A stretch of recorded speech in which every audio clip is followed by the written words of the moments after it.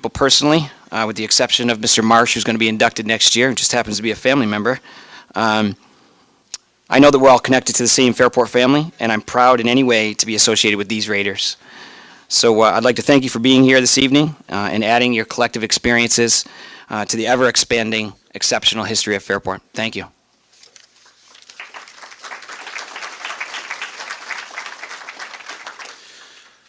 I'd like to echo Bob Clark's welcome to the Wall of Fame induction ceremony. My name is John Davis. I'm a teacher here at Fairport High School for 20 years now, and I've worked on the Hall of Fame for 20 years, and I'm the chairman as well.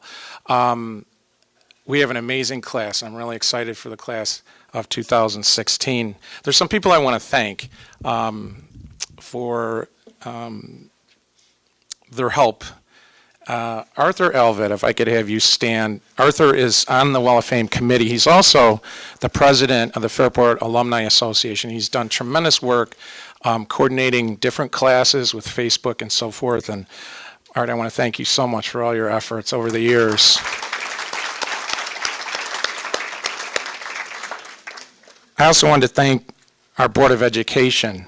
And I see Marilyn Montalban is here, and Joyce Kostick. Thank you so much for all your support over the years. And I have some really great news. The Wall of Fame, you might have noticed, for those of you that have been in the building, maybe to a basketball game or whatever, walked in the back, is growing.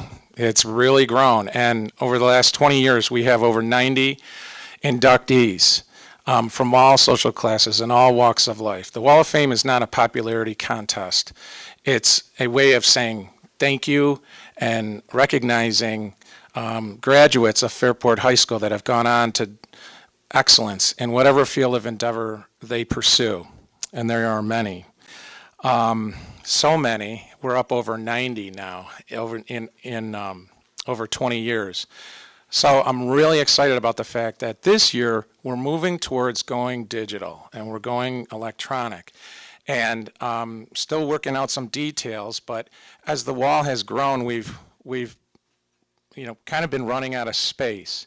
And so by going digital, what we're talking about is putting a board up there that will be like on a rotating slide basis, and also so that anyone who goes up to the board can actually look someone up based on profession or year, and also potentially could be linked to the internet, so that, say there's a Fairport graduate living in another state and they're kind of retracing their steps back to high school, they can see who's on the Wall of Fame, because the only person who sees it now is someone who comes into Fairport High School. We want it to be visible to the world and to anyone out there.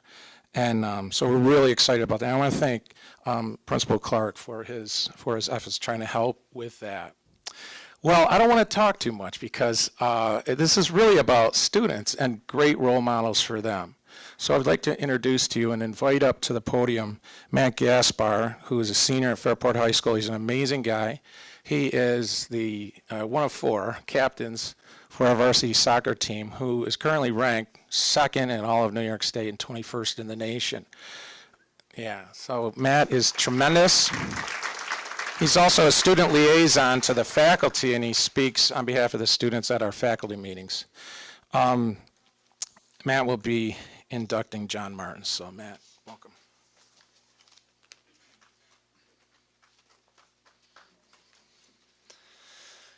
Good evening, ladies and gentlemen. My name is Matt Gaspar, and tonight I have the honor of inducting Mr. John Martins to the Fairport High School Wall of Fame. This is one of many tremendous achievements Mr. Martin has accomplished in his years as a Red Raider. I met him yesterday, and immediately I could tell he was a man with incredible respect, very humble, and also very courteous. He takes great pride in being a kind and caring person, traits he learned from his mother, Maureen. John loves to serve. Sir Edmund Burke once said, "The only thing necessary for triumph of evil is for good men to do nothing." Mr. Martins based his life on this quote, and it is his favorite. He is a lifelong volunteer and member of the St. John of Rochester Parish. There, he takes on a multitude of responsibilities, such as Eucharistic minister, marriage focus group trainer, building and grounds committee, fundraising committees, cooks for teen retreat, and an usher. Although Mr. Martins is very involved with the church, he believes being an exceptional person is the key to being a good Catholic. That's why every year during Memorial Day, he's a volunteer and escorts veterans on the Memorial Day parade. Being with these veterans was a great opportunity to learn about life, knowledge he could then use to propel his own life. John has passed his ability on to his 4 kids. Allison and John, 2 of his kids, work in the health industry. The other 2 kids, Melissa and Alex, are both corporals in the Marine Corps. John considers himself a parent to many people. He's a youth sports coach for just about every sport in the book. Baseball, basketball, football, hockey, soccer, you name it, he's probably coached it. Now, if you imagine all those kids' lives that he's influenced from the years 1993 to 2011, that's a huge impact on our community. That's why he is so special and so deserving of this reward. The relationships Mr. Martin makes are the biggest contributions to this community. John was once a kid who walked these halls as a high schooler. During his time here, he mastered his writing skills and learned core values and manners from his football coach, Coach Don Santini. Football is where John learned great fortitude and persistence, a trait that would help him in his future as a businessman during the grind of life. He learned how to work hard and take pride in everything he does from his father, Jim. His father might have been John's biggest mentor and John's biggest role model. Maybe John's greatest accomplishment is his company. His business grew from an idea to a $2 million company. This is an incredible feat, and even more impressive is the fact that John started with no experience and no money. Even a man with a heart as big as John's can't do it all by himself. He would like to thank his mentors, Jim, Paul, Gabe, and his father-in-law, Gene, for the priceless guidance that they gave him during his career. Over the years, John has employed thousands and has always acted with integrity by being firm and fair with all of his employees and his customers. As his flooring services business expanded, John consistently supported several local charities with donations and scholarships, such as the Crust Cancer Concert, Bright Eyes, Kick Cancer, the Gary Brown MSA, and the Fairport Alumni Golf. This is just another way John has become a huge part of the community. John bleeds Fairport red. He's grown up here, and he raised a family here. He is a family man, and he would like to thank his wife, Maria, for being so supportive through it all. Maria describes John as generous and selfless, a wonderful husband, a wonderful father, and a true blessing to the family. John passes on his sense of humor, hard work, service, and passion to all of his kids. He believes that the key to having a good life is finding the balance between work, family, spirituality, health, and caring for others. John will continue to live his life very humbly in this fashion, but for now, this is his moment. This Red Raider has done wonders for our community and is an incredible man.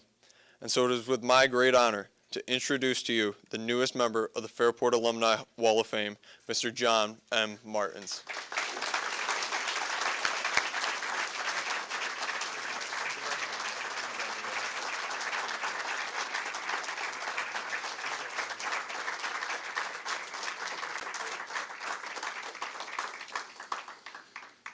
Great job, Matt. Very well done.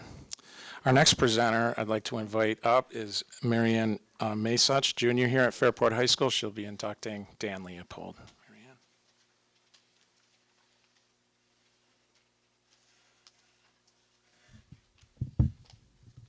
Hi, I'm Marianne May, and today I'm going to be telling you about Dr. Daniel Leopold, who graduated from Fairport High School in 1972.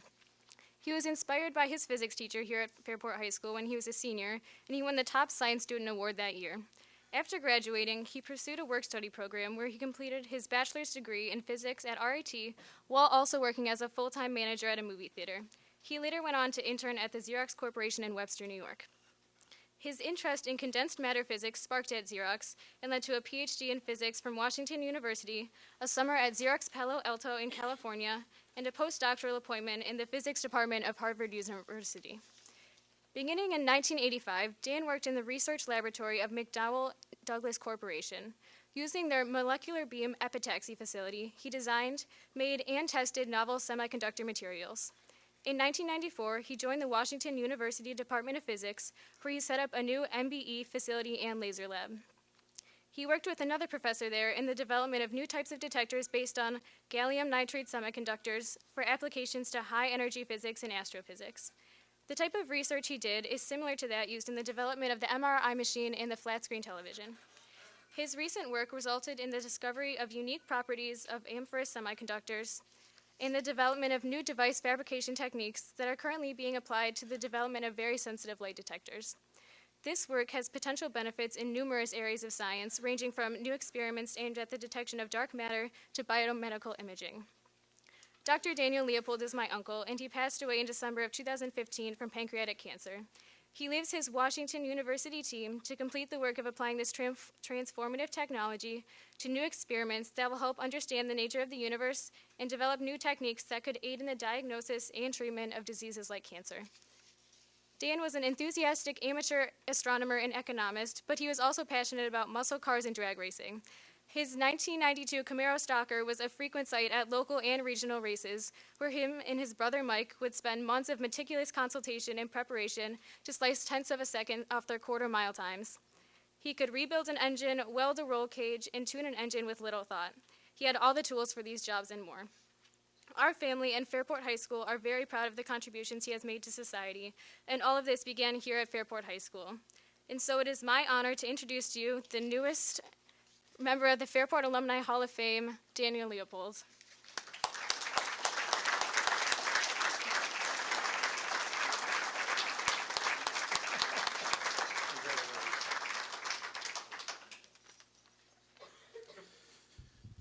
Great job, Marianne.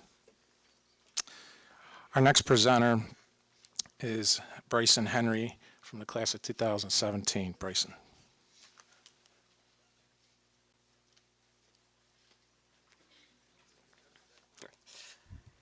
Good evening. My name is Bryan Henry, and I'd actually like to start off with a few thank yous.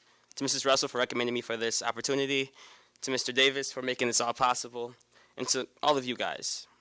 I think it's really important that we do take the time and recognize that in the grand cosmic scheme of things, taking the time to commemorate something as seemingly small or menial as being inducted into your high school's Hall of Fame can be quite symbolic. For that, I thank you guys for being here with us today. I'm deeply humbled to be able to partake in this moment with you guys. I'll begin with a quote. It reads, "The greatest sculptors of them who mold not from clay, but something more intricate, human character, are unsung heroes." I'm going to read that one more time because, I can honestly say that in my 17 years of life, it's some of the most poetically beautiful words I've ever heard in my life. It goes, "The greatest sculptors of them who mold not from clay, but something more intricate, human character, are unsung heroes." Now, I could tell you that it was spoken by some Renaissance man, some Enlightenment thinker from the year 1782, or I could tell you it was spoken by some Harvard-educated Nobel Prize laureate in literature. But by saying those things, I'd be lying. It wasn't written by a Pulitzer Prize-winning scholar. Rather, it was a 19-year-old child of two parents who could only speak Italian. It was written by a brother, an uncle, a father, a World War II veteran, a Fairport alumni from the class of 1927. It was written by Patrick J. Benfanti, Patsy as he was affectionately called. When I was asked to speak on his behalf, I was given practically what seemed like a biography of information. With that, I had so many things to draw from. I could talk about him entering his law practice after graduating from Albany Law School. I could speak about him subsequently leaving that law practice to defend his country and serve his country as a World War II veteran, a naval officer during World War II. I could talk about him leading his crew across the Atlantic Ocean, 8 times. Or that time the SS Horace Binney, under his command, was torpedoed by German submarines in the North Sea.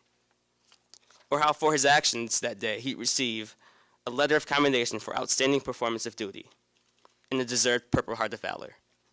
Or I can go even further back to his high school career in life. The way his Fairport football season is considered the most remarkable football season in Fairport history, defeating 8 teams, including a U of R freshman football team. And I definitely couldn't forget the fact that in all those games, Fairport was unscored upon. And with that, I go back to the quote I'd started with. It came from a letter to the editors that, by invitation, Mr. Benfanti was asked to submit for publication in the 1928 Fairport Yearbook, a yearbook put together by a committee still called to this day the Hourglass. It's easy to take for granted the beauty of words, but that's impossible to do with this piece. In it, we have Mr. Benfanti, not much older than myself, commenting on the importance of teachers, the significance of humility. He talks about service. In actuality, it's the service that Mr. Benfanti demonstrates so well. This year, I'm having the honor of serving as my student council president. And although his words were written 88 years ago, they still resonate with me. He wrote, and I quote, "If pleasure is lacking in your high school life, it is because you're not working hard enough." He continues so eloquently to say, "I feel the most sympathetic compassion for the senior who will bolt out after graduation with the complacency that he has rendered more than just his due share of service to his alma mater. How foolish and surprisingly happy some people are in their ignorance." Those words were written by a 19-year-old kid, and they embody a sense of humility and purpose we all can wish to emulate as adults. For this, Patrick J. Benfanti is a true role model, like no other.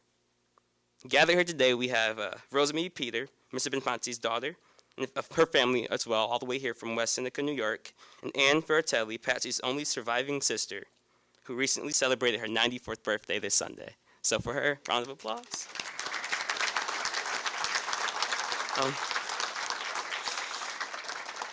To you all, I can honestly say that thank you guys for giving me the chance to talk about and learn about a complete stranger. I hope I've done him justice. He truly deserves it. And to everyone else, I'd like to end with the words of Patrick Benfanti himself. The purpose of life is to serve, and to be virtuous as well as being graceful. One must be busy. In his 90 years, he has truly done an amazing job at being busy and earning his spot in his Wall of Fame. He's a true unsung hero. And so it's my honor to introduce to you the newest member of the Fairport Alumni Wall of Fame, Patrick J. Benfanti. Thank you.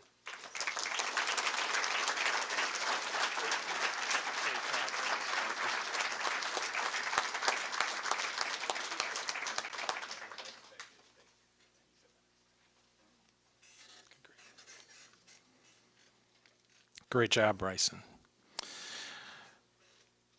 Our next presenter is Rene LeBlanc, senior at Fairport High School.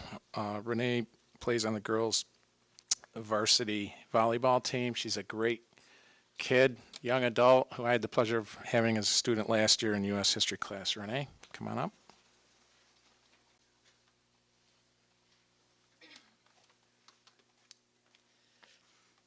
Hi everyone, so my name is Rene LeBlanc. I am a senior here at Fairport High School. This year I was given the honor and privilege of writing Alexander Roxon's Hall of Fame inductee speech.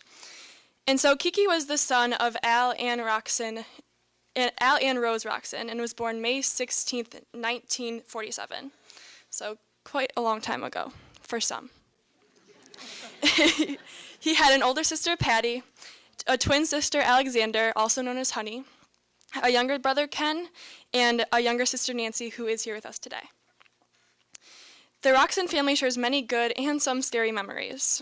One of the memories that was noted was the family was camping, I believe, and a grizzly bear came to them, and Al stood out with a hatchet, and luckily for the bear, a train scared the thing away before Al could get to it, because it wouldn't have gotten past Al, I'm sure. So the Roxons moved to Fairport in 1959, and our town couldn't have not been luckier to have them. When Kiki was a young child, he suffered from rheumatoid rheumatic fever, excuse me. And the doctors told him and his parents that he would never be able to play sports. But Kiki was not about to take that.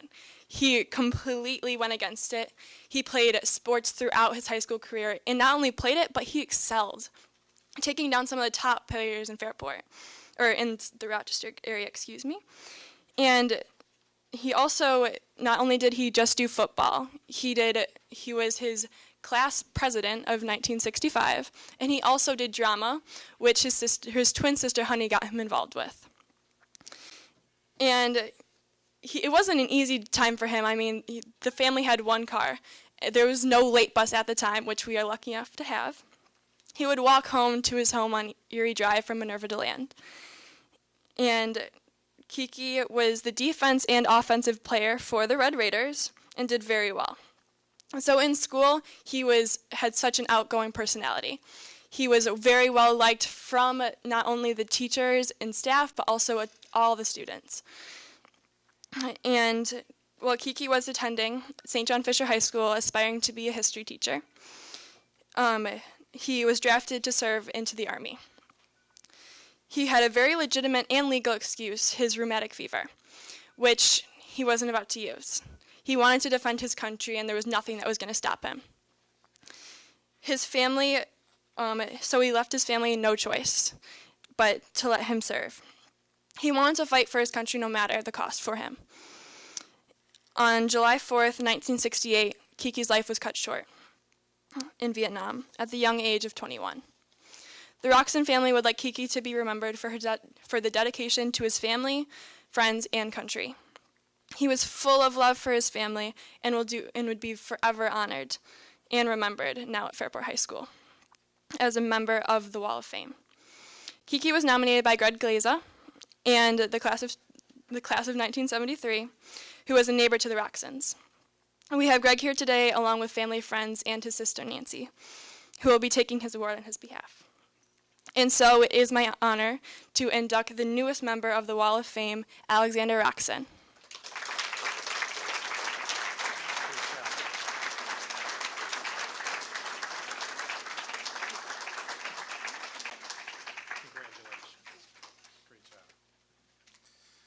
Great job, Rene.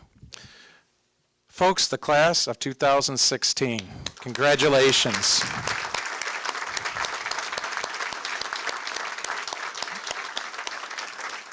How about these amazing kids we have here at Fairport High School? You guys did a great job today.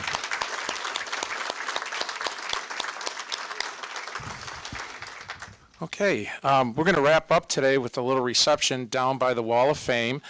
Before we go, though, Mr. Exton wanted to get a group shot of all 8 of you, and then I have to excuse Matt Gaspar, who's on the varsity soccer team. He's got a game coming up in about half an hour, and he's one of the captains, ranked 2nd in the state, 19th in the nation. I know I already said that, but we're going to let you get a run down there, Matt. So thank you very much. Tony?